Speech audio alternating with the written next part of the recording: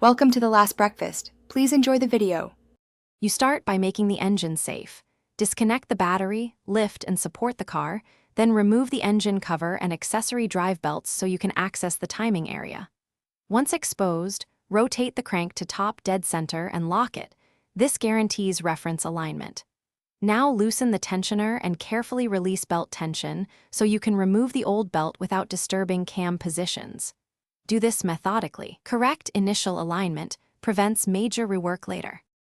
You now align the cam and crank marks, double-check each mark, and if needed, scribe them to avoid slippage.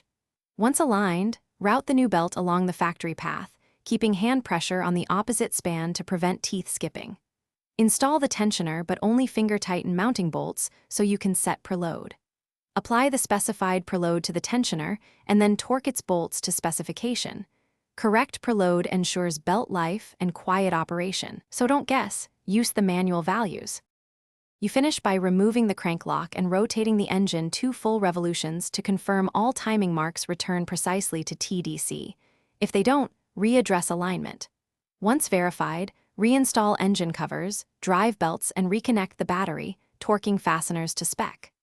Start the engine and listen for abnormal noise, then perform a short test drive to confirm performance. If you hear ticking, misfire, or belt slip, shut down immediately and recheck mark alignment and tensioner preload.